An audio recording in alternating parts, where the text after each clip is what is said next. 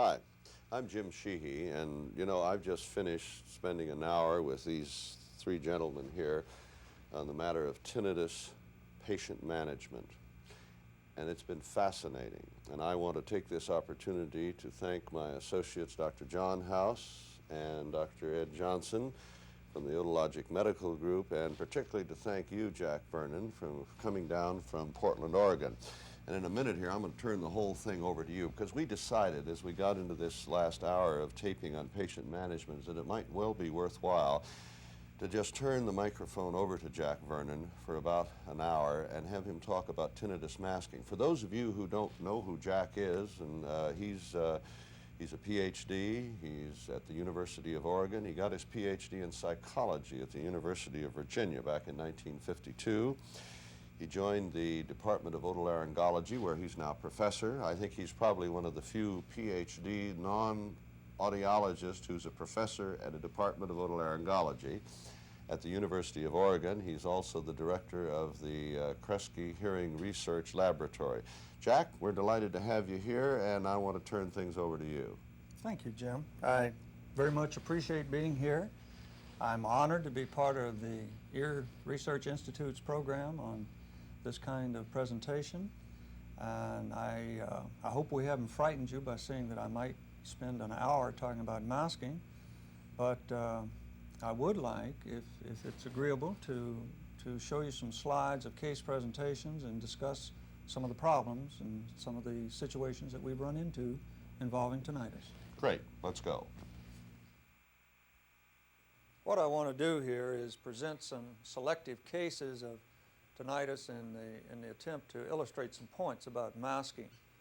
I think I'll also illustrate some of the reasons that we have failures in some cases, and I hope you'll understand if I maybe have selected more successful cases than failures. But before doing that, in the interest of historical accuracy, I wanted to show you the first commercial masker that was ever offered. And this is a diagram of it as it appeared in the publication in which it was presented in 1924 by two men, Jones and Knudsen. And they had the idea that they could cure tinnitus by burning out that portion of the ear that was involved with the signal that the patient heard. And they, as you can see here, did some very crude things. They plugged in a transformer to the house current. They took the output of the transformer, ran it through a loudspeaker. Must have been extremely crude, but as you can see, they were moving in what I'm sure was the right direction. That is, they were trying to get higher and higher frequencies to come out of this loudspeaker. And these units were taken home with patients and put on their bedside table, and they were left that way for a long period of time. Now, interestingly enough, Jones and Knudsen found that not uncommonly, these people would report that when they turned off this unit and could no longer hear the sounds that it made, that in some cases the tinnitus would be gone, but very much to their disappointment, only for a short period of time. What they had really run into was a phenomenon we now call residual inhibition. One of the things we'll be talking a little bit more about a little bit later, but I think it's very interesting that they were able to do this much work with the lack of electronic sophistication that was present in 1924. If I may now, I'd like to turn to the patients, and the first patient that I'll present to you on the next slide is a case of a chipper. I didn't know what a chipper was, but this is an individual who runs a pneumatic hammer that knocks the bark off of logs before it goes into the sawmill.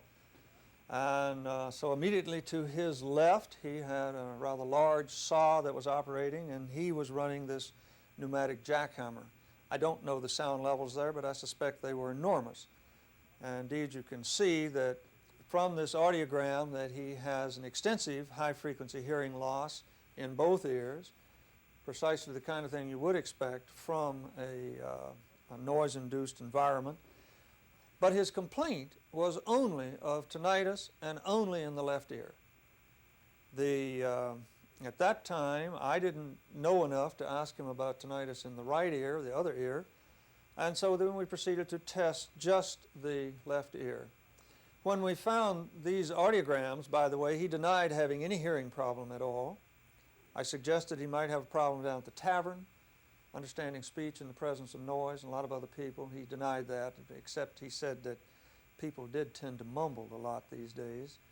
It's interesting that people with this kind of hearing loss tend to blame the fault of their inability to understand speech on the manner of speaking of others rather than their own hearing. The reason I like to illustrate this kind of masking is because here's a case where the hearing aid alone worked beautifully.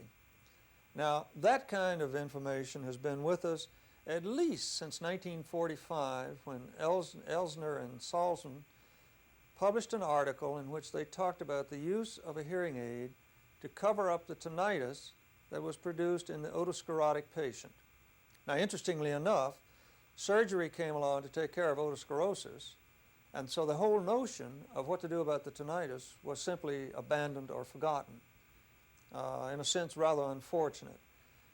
But the principles that they were advocating and the principles that they were using are exactly the same that we're talking about today, and that is this. Notice that the tinnitus here is indicated by this arrow, and all that does is indicate the relative frequency that corresponds to the pitch of the tinnitus. That is to say, we're not trying to say how strong it was by the length of the arrow or anything like that, only trying to indicate the frequency at which the tinnitus was present. In this particular case, he came up, I believe it was right around 1400 hertz. It was a pretty good match. Because it had was in the region of a hearing loss, and because he needed help with his hearing, we advocated to him a hearing aid. And as it turned out, it worked very well. The moment he put the hearing aid on, he stopped hearing the tinnitus.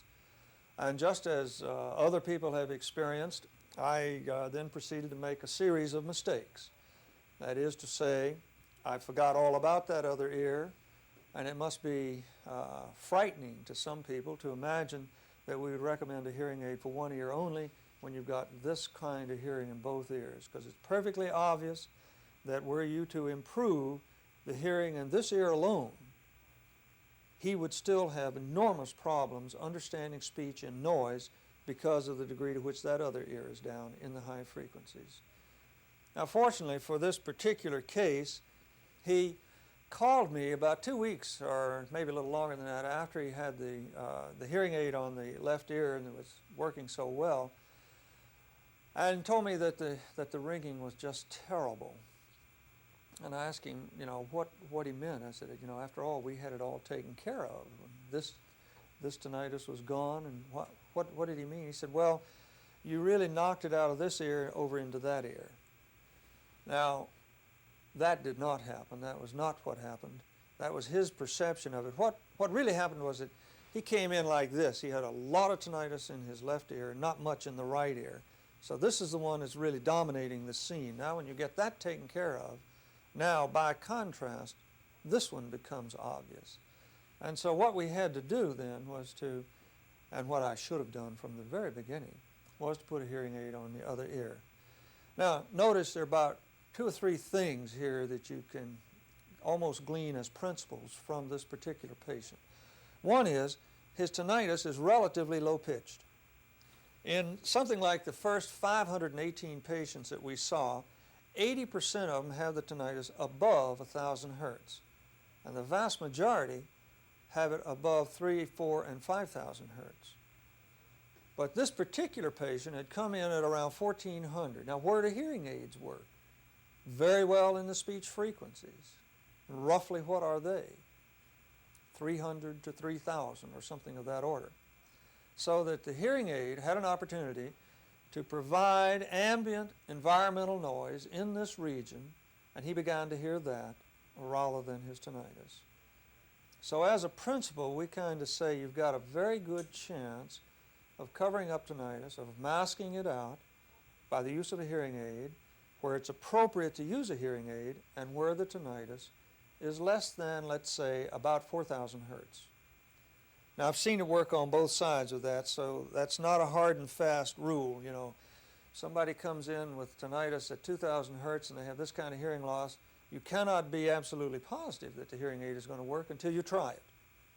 On the other hand, if the individual comes in with this kind of hearing loss and they've got tinnitus at 5,000, don't sit back and say there's no point in trying a hearing aid, because sometimes it will work even there. And if there is one other principle to emphasize at this point, it is one has to try a lot of things where one knows so little. The other important point here was that by getting bilateral hearing aids on him, we did get his hearing to be much improved in the noisy situation, in the noisy environment in which it was difficult for him to hear before. Indeed, he confessed that he'd even forgotten what it meant to go to taverns anymore until we got hearing aids on him. So this principle then is one on the use of a hearing aid for the covering up of tinnitus. I guess the other principle is to keep in mind that one must always test the other ear. Don't ever assume that because the patient can't hear it, that he doesn't have it in the other ear. Now this patient, a lady, is a case of burned out Meniere's disease, but is another situation where it's very easy to use a hearing aid. And that might strike you as a little unusual because her hearing level is down so far here that she qualifies for one of these things of saying no usable hearing. And that is true if one is trying to improve her ability to understand speech. Indeed, putting a hearing aid on this ear did not improve her ability to hear speech at all. And in fact, there may have even been a little degrading of that ability just because of the hearing aid on this side. However, she has lots of hearing left that is usable for masking of tinnitus. Now, fortunately, her tinnitus came up here in a region that was available to the hearing aid.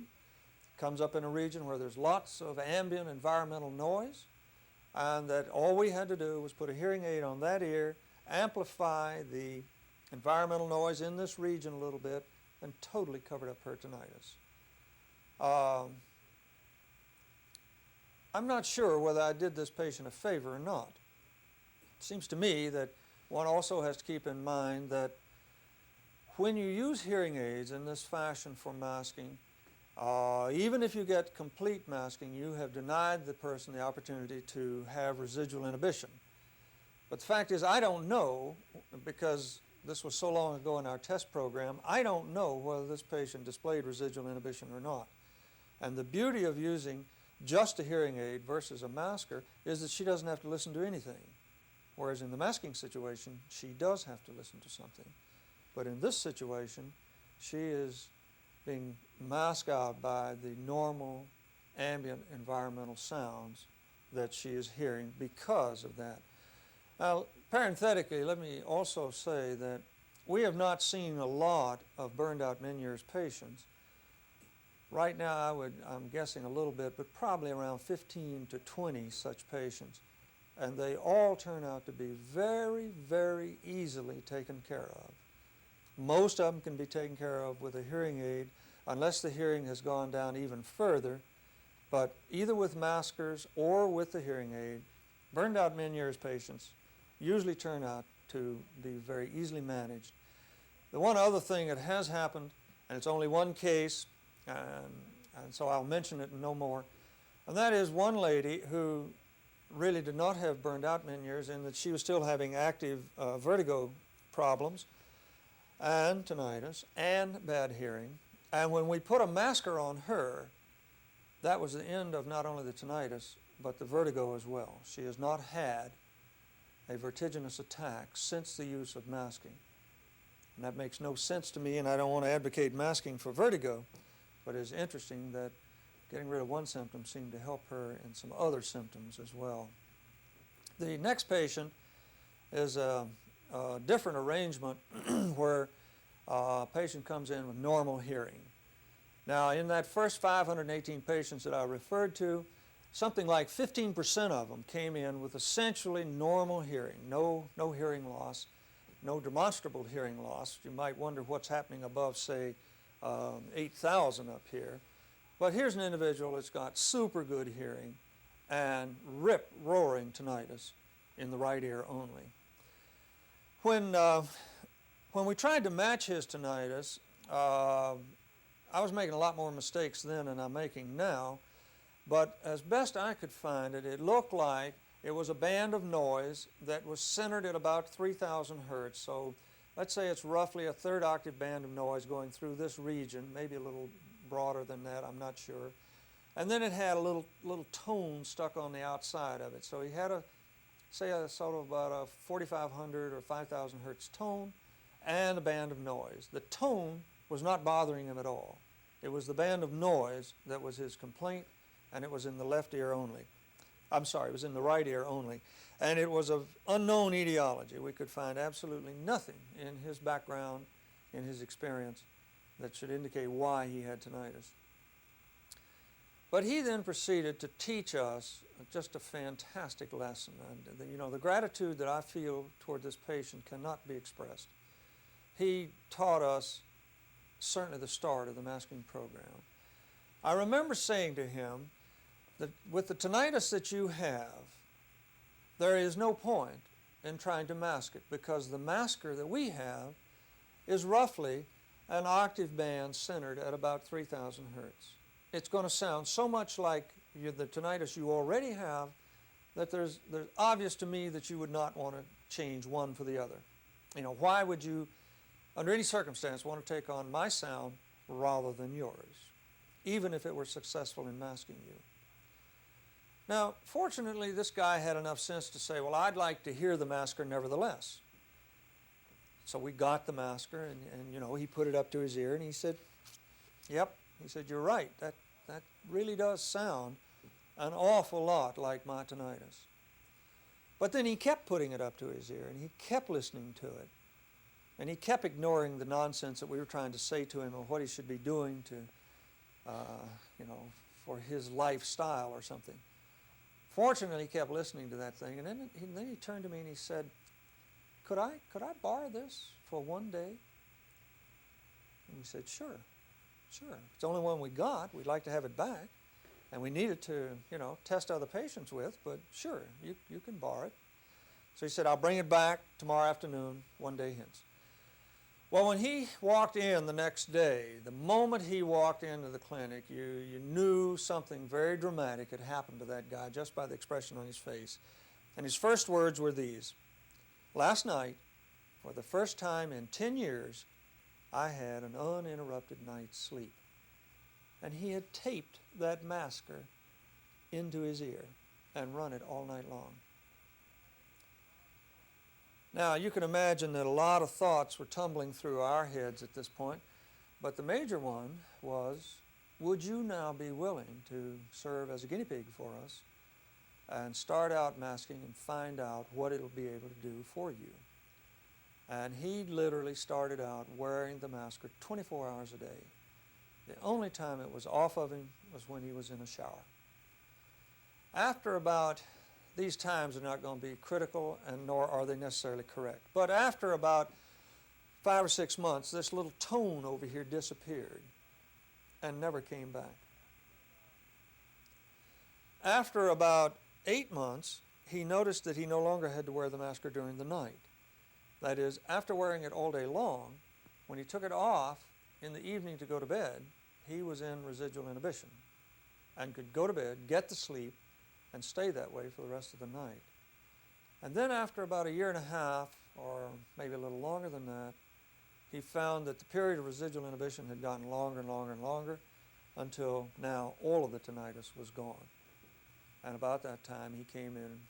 He had been in, of course, many times, practically weekly, making reports with us, but he came in at this one day and presented me with the masker and said he no longer needed it, that he was cured. I remember saying to him, you're not cured. There's no way this can cure you. And he said, well, you know, I don't care what you say. I don't have that horrible thing in my head anymore. And, you know, sort of gleefully danced out of the place. Now, this particular guy is what we would call in our part of the country a redneck. He's tough. He's heroic. He's a fine person. But I was awfully afraid he would do something very stupid. I was convinced his tinnitus would come back, I remember calling his wife, and I said, Marge, you know, we've got a problem. This stupid husband of yours thinks he's cured. He isn't. And I want you to promise me that when his tinnitus comes back, you'll make him come down here and get the masker, or call me and we'll get the masker to him. But don't let him do anything heroic. And sure enough, it wasn't a few months after that, he came back in and he said the tinnitus was all back exactly the way it had been, including that little pure tone that was sticking over there on the side. And when asked what happened, he said he went outside to split wood for his stove, and the first time that that sledgehammer hit that steel wedge in the log, it made a sound that was loud enough to completely reinstate this tinnitus. And that was kind of the beginning of our admonition to all patients to avoid loud sounds at all costs. And it took him just about another 8 months of masking to get his tinnitus back under control. But let me, if I may, try to illustrate some points here. I think it must be very questionable in your mind as to why would this individual take on a sound that was almost identical, even by his own admission, almost identical to the sound he already had. Why was that more preferable than just listening to his own sound? Well, I think that is the answer to that question is really the key to the masking program. And I've got it in better focus now than I had back when we were dealing with this patient. But here's what I think was happening. In the first place, all people are able to ignore lots of external sounds, and we do this routinely in our everyday life, provided those sounds are not too loud and not too interesting. We ignore ventilator sounds. We ignore traffic noise. We ignore office clatter. We ignore lots of sounds. And I don't mean that we're aware they're there and we don't pay attention to them. I mean we don't hear them. We have really shut them out. Now to do that with tinnitus is very difficult, especially severe tinnitus. On the other hand, if we can cover up the severe tinnitus with an external sound that is not too loud, and it certainly is not interesting, there's no program to get caught up in there, then the patient finds it very easy to ignore that external sound, and when they do so, they've automatically ignored their tinnitus because the tinnitus is covered by that sound.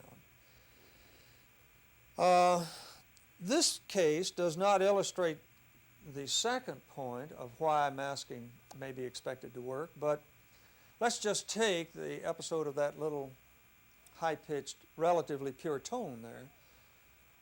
And the majority of patients do have a tonal type tinnitus rather than a noise type. If one is listening to just a high-pitched pure tone or a band of noise, where both are the same loudness, you will always say that the tone is more distressful, that the tone is more unpleasant, or that aesthetically the band of noise is much more acceptable. Therefore, if we can cover up pure tones that way, or tonal type tinnitus that way, then we've substituted a more acceptable sound, aesthetically a more pleasing sound, provided we don't have to get it too loud, and provided that it does in fact cover up the tinnitus. I think there's probably a third feature here, and I don't know how to evaluate that, but now for the first time, a patient like this has only to reach up and change something on his ear and decide whether or not he is going to listen or they are going to listen to their tinnitus or not. For the first time, it's under the control of the patient. Now, psychologically, I suspect that has an important impact on the system. But by far and away, the most important thing is that you must find the right sound to mask with, and it must not be too loud. Now, some of the patients that are coming up in the moment here, you will see where all kinds of things have happened about loudness, and we've made some very interesting mistakes. But let me just finish with this patient. Why did his tinnitus go away? Did masking cure him? No, I think not. Indeed, I make it a very strong point, a very consistent point to explain to all patients that the use of masking even when it's successful, is only a palliative procedure. It is only a relief procedure, and in no way is it going to affect a cure. What I think happened here is that we got this guy under sufficient control, that he was getting sleep and he was back leading a normal life. I remember he had not been in the masking program very long, 6 or 8 months, and his wife called and said how very nice it was to have old Rich back in his usual good-natured self. And I think his thinking process improved enough that he began to track down things that were bothering him in the way of allergies to food. What I really think he discovered was that all of this was some kind of allergy to wheat. Now, I don't want to get off on that track because it's an area in which I have absolutely no knowledge, but the facts are these. With the use of masking and with the avoidance of wheat and wheat products, this guy does not have tinnitus, and right now has not had it for a little over 2 years after a consistent 12-year history of tinnitus. 10 years before he saw us, 2 years of masking, and now has been free of it for the last almost 2 years. May we have the next patient, please? Oh, this is to remind you a little bit of what residual inhibition is. I've tried to schematize this thing. Here's sort of the 100% level of the patient's tinnitus. Then we introduce a masking sound which doesn't do anything to the tinnitus, but it cuts the patient's awareness of the tinnitus to 0. They can hear the external masking sound, but they cannot hear their own tinnitus sound. Now, in the clinic, what I use is a masking sound that is 10 dB louder than that necessary to just effect masking in order to be positive that we have drowned out the tinnitus. And we leave it on for 1 minute. Both of those statements are completely arbitrary. Then at the end of a minute, when you take the masking sound away and you ask the patient to give you a running commentary of their tinnitus, at that moment, many of them will say, and as it turns out, something like 27% will say that there's no tinnitus. Then it reappears, and gradually grows back. Now that's one way that you can see residual inhibition. And in this particular schema, it stayed out, as it were. There was complete residual inhibition, complete disappearance of the tinnitus for about 20 seconds, and then over the roughly ensuing 40 seconds, it grew and came back up to its normal level. By the way, the patient can match that level very, very accurately. So when they say it's back to normal, I don't have much trouble believing that. Now, this is only one way in which residual inhibition can express itself. For example, in something like, I believe about 35 or 40% of the cases, the tinnitus will simply be reduced, comes back immediately but at a much lower level, and then proceeds to grow and return. This is, in my opinion, an extremely important phase of tinnitus, and it's one of the things that we must find out more about, because if one could learn how to convert this from a temporary condition to a permanent condition, then one could begin to talk about cures rather than relief procedures. I cannot tell you what tinnitus is, what residual inhibition is, but I can tell you what it is not. It is not fatigue. It is not adaptation. It is not any of the normal processes that you think of in the auditory sense. The time spans are all out of whack to be anything like temporary threshold shift or fatigue or adaptation or any of those things. Let me just give you an example of the most dramatic case we've had. This was an individual who was aged 85 years of age. He came into the clinic and his first words were, "I am sure there's nothing you guys can do for me. I've had my tinnitus since World War I. I've had it 61 years. It's as much a part of me as, my nose or my head or anything else."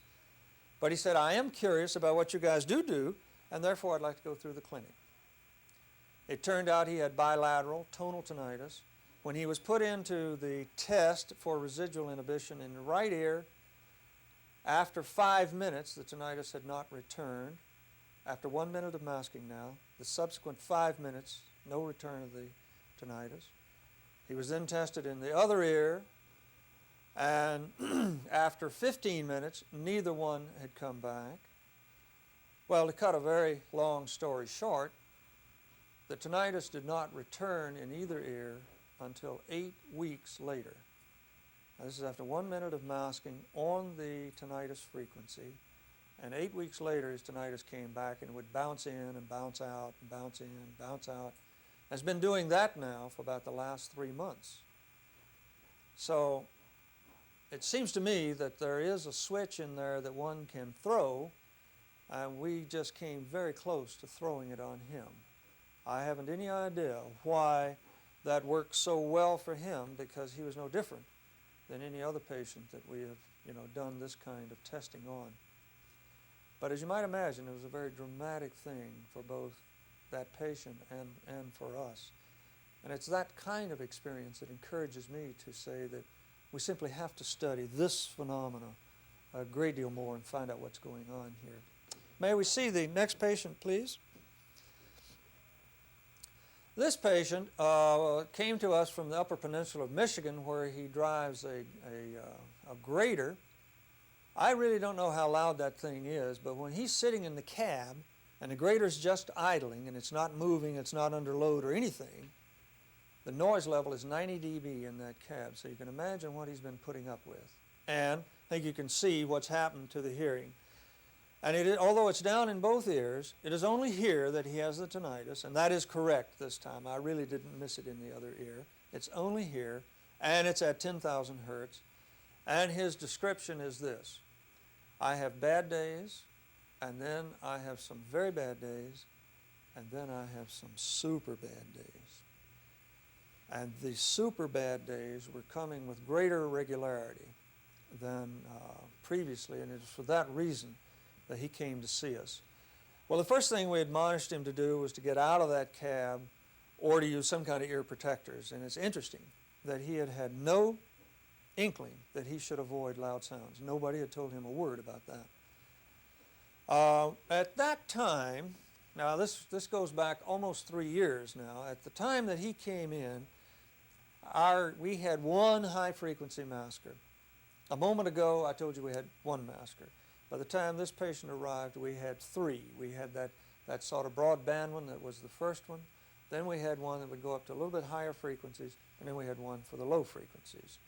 And you can see quite clearly what we were trying to do. That was, we're trying to tailor-make the ambience and sound that you were generating into the region of the patient's tinnitus.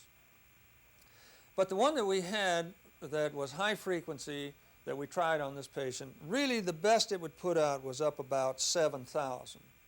That is, it put out very little energy above that. Now, one way you get there is not just the electronics of the equipment, but to fit the masker with an open mold, open tube, as open tubed as possible. Indeed, the typical kind of molds that were used for hearing aids as an open mold type of fitting, and I don't know what they're all called, but they're things like silhouette mold, skeleton mold, things like that, we felt had too much of the mold directly in front of the meatal opening, and therefore we caused them to make a new mold that would grab the tubing very high in the pinna, and now the only thing that went into the ear canal itself was the tube.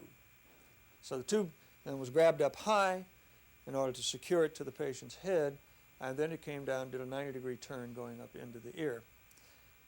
Parenthetically, let me say that there's an awful lot of experimentation that needs to be done with changing that tube size, that tube length, whether or not you have perforations in the tube and all that sort of thing, in order to find out the most advantageous place to work. Well, this patient, and remember now, he's quite some distance from home when he's in our clinic, and when we put the masker on him, it worked. It covered up his tinnitus. But then you say to him, what kind of day are you in now? Well, he said, this is just a bad day. You know, he's smiling and saying, this is just a bad day. So he said, well, now that's kind of, you know, that really doesn't get there for us, because what happens when it becomes a very bad day or a super bad day? So we asked him to stay around a few days, which he did, and as you might imagine, the dadgum tinnitus just would not go up on him. It stayed down. So we fit him with that masker, or rather had him fitted with that masker, and sent him home with very close instructions on how to report back to us. And I must say this, that he and his wife have been absolutely faithful. We get a letter every month from this guy or from his wife on how he's doing. And just as we had feared, the moment that his tinnitus went up into to a very bad day, he could hear the tinnitus over everything that masker could do. Having the masker wide open was not enough to cover him up. And obviously it was not enough when he went into super bad days. However, he insisted, at this point I wrote him and said, it seems to me you might as well send this back until we get better equipment or until we get something to work better for you. And he refused to do it. He said no, he was going to continue wearing it. And one kind of interesting thing happened. He found that these super bad days, the frequency of them was going down markedly. He was not having so many super bad days. In part, that might be due to the masking, but I suspect that really it is more due to the fact that we got very good earplugs and very good ear muffs on him while he was still driving that grader, so that he was not constantly aggravating the condition. Then, somewhere along about in here, one of the companies came up with a new high-frequency masker that went out considerably further than the one that this patient was wearing, and so I sent it to him and said, try this out. And now all of a sudden we got rid of the super bad days totally. But he also got his job changed and got out of that noisy cab he was working in. So I don't know how you can separate out these two things, but in patient management it seems to me you do everything you can to bring the incidence of tinnitus and its severity down. He was having very, very few bad days. Well, then he kept using that masker for about the next year. And during that time, he literally was never experiencing bad days, very bad days or super bad days. Unfortunately, for reasons that I don't understand, his company has decided that he has to go back into that grader. And this, I think, illustrates some of the problems that one has in trying to do total patient management here. But he has now gotten back to the point he's reinstated some of those very bad days. None of the super bads, but some of those very bads. And we now have, I think, a better masker for him, but he has not yet tried it. So this patient then illustrates to us that you've got a lot to do and a lot in the way of help for a patient, even when they have what looks to be just unapproachable tinnitus. Next time you have an opportunity, go listen to a 10,000 hertz relatively pure tone. That is, that is the fingernail going down the blackboard forever. That is an unpleasant sound. And this patient has taught us a lot about how to manage that, and I don't think there's any question but that if we could get him totally out of loud sounds and on a very concerted masking program, that we'd have him in a lot better condition. He illustrates one other point that I would like to make because it's a problem you run into. In many situations, a patient is unwilling to change his vocation. The company will do it for him, but he will lose longevity or he'll lose pay, or for a variety of reasons, he does not want to change his position. And so you say, fine, now put the earplugs on and the earmuffs, and let's really protect you from whatever that loud sound is that you are being subjected to. When you do that, you've got to warn the patient that his tinnitus is going to immediately become much worse. For the moment that you start plugging up and cutting out all of that outside sound, what that leaves him with is his own inside sounds. And they're going to, by contrast, be much louder. Now, you really haven't changed his tinnitus, but it's kind of like the piling that is sitting there, and the water's got it here, and when the tide goes out, the piling didn't grow, but you sure can see a lot more of it. And that's precisely the kind of thing that's happening to the patient who's in a noisy environment and tries to protect himself from that environment. Nevertheless, really be adamant about this. Insist that he must stay out of loud sounds. Now, granted that we almost never know with any kind of absolute certainty where the tinnitus has come from, but it doesn't make any difference. Whatever the etiology of the tinnitus is, you can exacerbate it by presence of loud sound. And I suppose, like most patients, the question that's in your mind is what is loud sound? Well, it's not OSHA standards. It's not federal regulations. It's much lower than that. And indeed, the instruction that I give to patients is that if you and I are standing there in your noisy environment in which you work or play, and if we have to raise our voice in order to talk over it, that's too loud for you. You need protection from that kind of sound. And so we give very strong talks about use of chainsaws, shooting rifles and trap, going to discotheques, going to concerts, rock concerts, or indeed any music that's too loud, and to avoid very carefully loud sounds. So this is some of the things that, some of the principles that come up from dealing with a patient like this. May we see the next patient, please? This is an interesting guy that comes from Los Angeles to see us, who is a movie producer.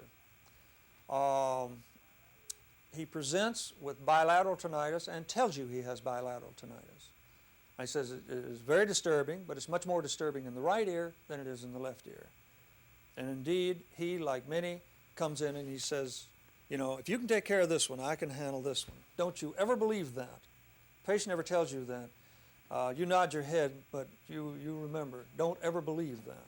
You must take care of both of them. When we tested him and showed him the hearing loss like that, we asked him if he had any problem hearing. He said no. And then I get immediately suspicious about vanity problems and all kinds of, unrelated things here. And I said, you know, when you are in noise and a lot of background, cocktail parties and things like that, can you understand speech? Oh, yes. He said, I have no problem at all. So I immediately drew all the wrong conclusions. I assumed that he did have trouble, but that he was telling me that there's no way you're going to get hearing aids on me. And indeed, you had only to look at him to sort of confirm that kind of judgment about him. He was an extremely neat, dapper, young, 60-some years of age, and perfectly clear to me that I had more than just a tinnitus problem on my hands.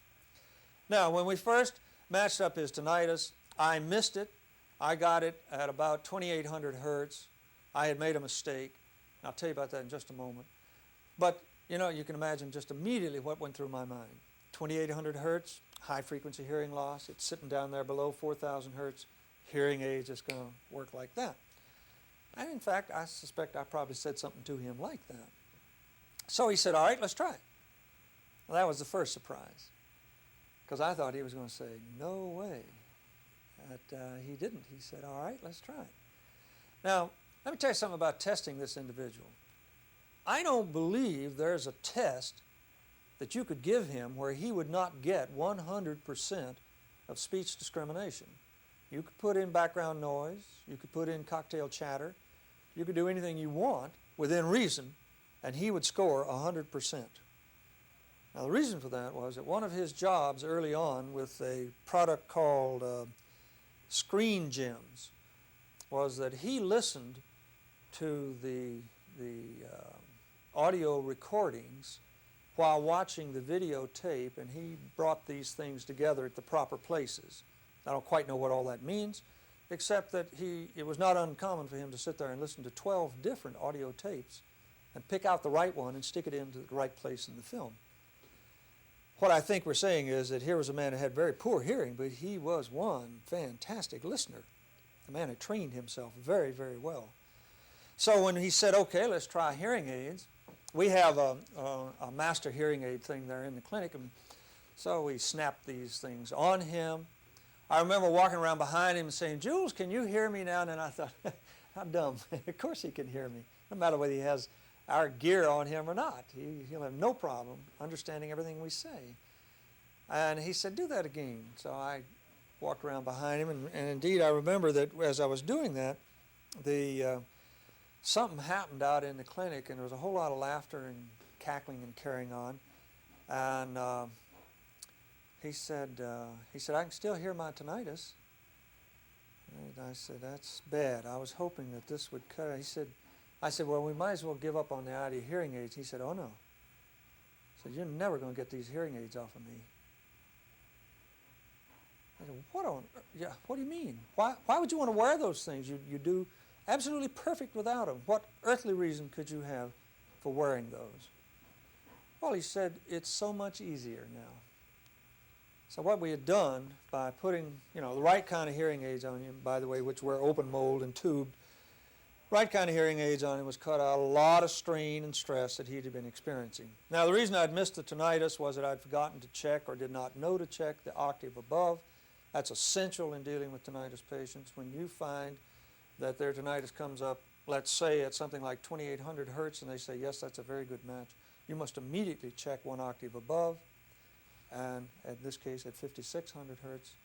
And if you do it on this kind of presentation, you will find that about 7 times out of 10, it's up here at the octave higher rather than the first identification.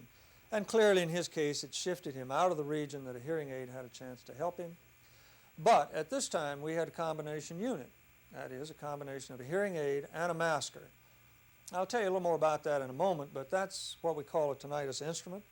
Since his tinnitus was much worse on the right side, we elected to put the tinnitus instrument on the right side and just a hearing aid on the left side.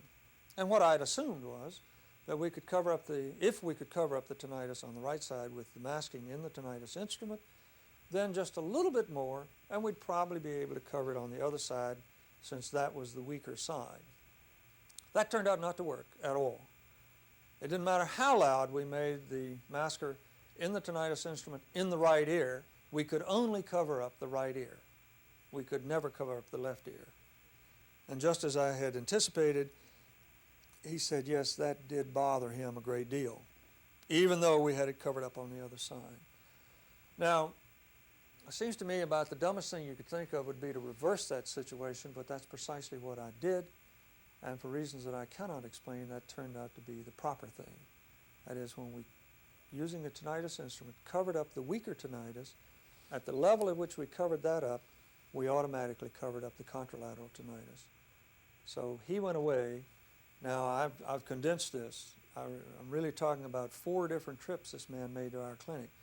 But at the end of that time, we had a combination unit on the left ear and a hearing aid on the right ear, and we had him fixed for his tinnitus. There are some people that if they have bilateral tinnitus, if you mask on one side and do very little more, that is, increase the intensity very little, you will be able to cover up the contralateral side. There are other people who, no matter what you do on this side, will have no effect on the contralateral side. It simply means you have to go to a bilateral situation. Now let me return just very briefly to the subject of residual inhibition. Using a masker and using an individual who does get residual inhibition in both ears, when both ears are tested separately, when we do the single masking situation, that is, let's say we're masking on this side, but we're effectively covering this side and this side, the residual inhibition will almost always be restricted to the ipsilateral side. I very seldom, almost never, see contralateral residual inhibition, even when the masking has been effective. So this man taught us a lot about the way in which we have to, the way in which we have to test patients. And I think the message that keeps coming back time and time again is you've got to try everything you can think of, and that the major limitation is your own imagination on what to do with patients like this. Don't stop with first failure. Don't ever accept first failure or second or third. Right now, I suppose we could say don't even accept up through 5th failure. May we see the next patient, please? This is a case of sudden hearing loss, occurred in one ear only. Very, very complex tinnitus. The sudden hearing loss occurred when the patient came to us 18 years ago. And the tinnitus is extremely complex. It's everything you can imagine in this band. I never did find out where it was. And he has the double problem of not only is the tinnitus bothering him enormously during the day, but at night as well. That really constitutes a serious problem for you in a case like this. For example, suppose the individual had normal hearing and it was really normal. Then no matter where the tinnitus is, you can use FM static, that is there's the static between stations, and do a very good job of covering up their tinnitus and just put that on a bedside table for nighttime. But if one ear's down like this and you try to cover this ear up with FM static, imagine what you're going to do to that ear. You're going to guarantee that you keep him awake. Or suppose the individual has a high frequency hearing loss and the tinnitus is out there in the high frequencies. By the time you get enough sound out there to cover up the tinnitus, down here in the lows, where the static is also present, you're going to have blasted him out. And so therefore, there are a lot of patients for whom that kind of approach will not work. This is one of them, but you can immediately see those patients for whom it would be acceptable. Well, I won't belabor how many mistakes we made and how many different things we tried with this individual, but we finally wound up with a combined unit, a tinnitus instrument on this ear, which did two things for him. First, it covered up his tinnitus, and was the only way to cover it up. A masker alone did not. And secondly, it put him back in a stereophonic world.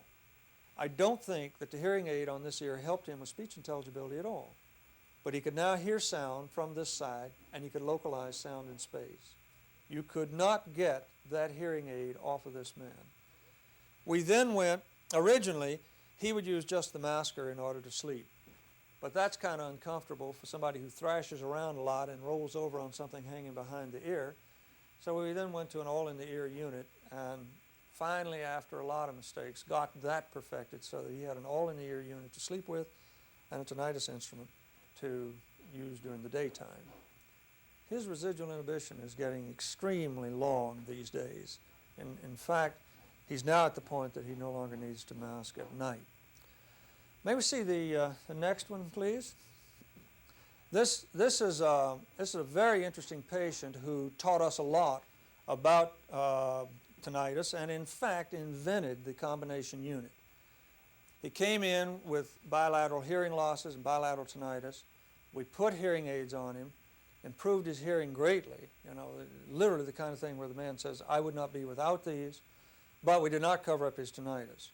Then one day he saw one of the maskers and asked to borrow it, taped it together, tied it together to his hearing aid, put it into a little Y tube, and stuck the tube in his ear, and had his ear sitting out like a barn door out here, but was able to cover up the tinnitus on that side of his head. And so he really is the patient who taught us how to use the combination unit.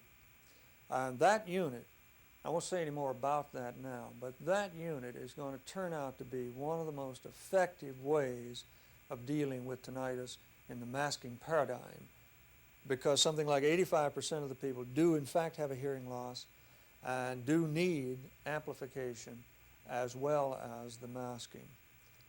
I view that as a double form of masking, and that one is really just enriching the environment of the ambient sound that you need, because the environment has begun to lose a lot of ambient sound as you get up in these higher frequencies. There's a lot more ambient sound in the low frequencies than in the high, and therefore you need to enrich it. And where is most tinnitus? Up there in the highs. So I think we're going to see a tremendous amount of use of the combined unit, indeed already have. And if we may have the next patient, please. This is a case of an eighth nerve tumor, and it presents one of the most puzzling cases that we've seen. 8 months before coming to see us, the patient had had the eighth nerve tumor removed with this kind of resulting hearing remaining in that ear and tinnitus here. We found that we could mask him if we closed up the ear in order to increase the power of the masker and ran the masker at full volume.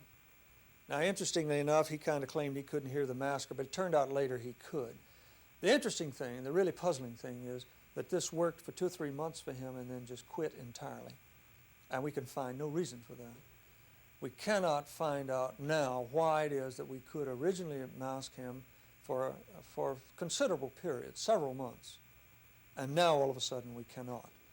I suspect that we've got lots of things to do to him, and the one thing that I have missed is that I have not put masking in both ears. Now, why would you think of that? Because when this individual goes in the shower, he cannot hear his tinnitus. He confesses to taking an awful lot of showers and staying in there a rather long time. Now, what does that suggest? Well, that the shower noise is in fact masking the tinnitus, but it takes more than whatever hearing he's able to do on this side. And I suspect that if we were to put a hearing aid on this side with a masker and masking on that side, that we would find a point at which we could give him relief. We'd also find a point at which we'd probably interfere a lot with his ability to understand speech. You know, he might be on a command thing where he'd turn it off and on. But that's all right, you know. He would tell you he'd be very happy to do that. May we see the next patient, please? This is a tragic case of head injury. And tinnitus resulting from head injury is the most intractable, the most difficult kind to manage. This individual went through a very serious accident, had lots of neurological disadvantages, lots of problems, not only hearing loss but tinnitus, and we have found absolutely nothing that will help him in the masking paradigm.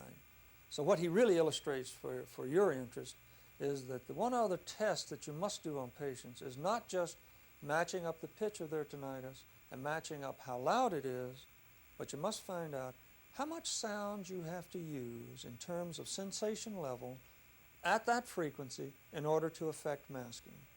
And when you do that with him, we come up with very large figures. One of the worst cases that has happened in this regard was a diabetic we were testing the other day, and something like 68 dB sensation level would not cover up his tinnitus. It simply came through no matter what. And there are cases like that, and they are not appropriate for the masking situation. The next patient, I think, is also a head injury case. This is a lady, young gal. The hearing loss is not related to the accident. She had that beforehand. She and her husband are avid chainsaw enthusiasts. They have a matched set of chainsaws, and they go out and cut wood up for fun. And she's also chopped up her ears pretty badly. But was in an automobile accident and is just a textbook case. You know, she slaps the left side of her head up against the car, is knocked unconscious. She comes to, is later in the hospital. A couple days later, it gets quiet one night, and she noticed a little ringing in the right ear. It started out very low. Over the ensuing 6 months, got much, much worse, so finally she came to see someone. And then we started in a whole variety of things. The only thing that worked with this lady was to use a masker in both ears, despite the fact that she only has tinnitus in the one ear. And the difference between that kind of masking situation bilaterally was that it took 14 dB sensation level, whereas if you mask in the affected ear alone, it took 54. Now remember, the loudness of tinnitus is what? 7, 8, 5, 6, 10 sometimes dB.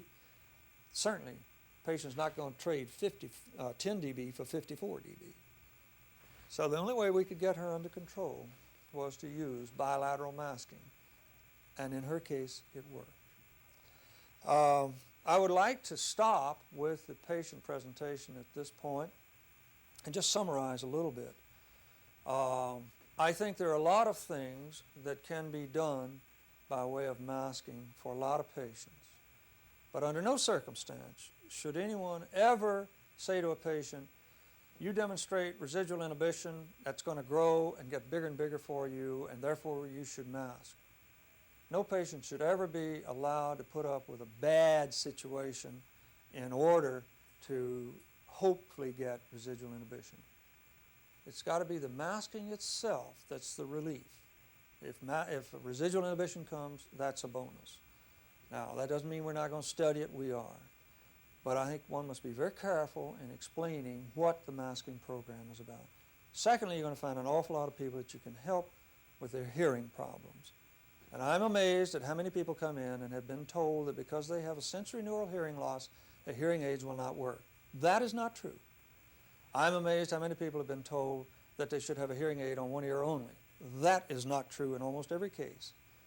So there's a lot of help that can be generated here, not only by the tinnitus itself, but in terms of their general hearing ability.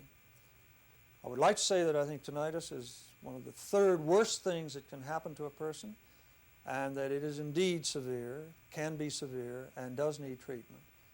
And then finally, I'd like to thank Jim Sheehy and all of his colleagues at the Ear Research Institute and the Otologic Medical Group for allowing me to present these things to you. And may I say to you in conclusion, it's a very exciting area and one that I think a lot of good can be rendered to mankind. Thank you.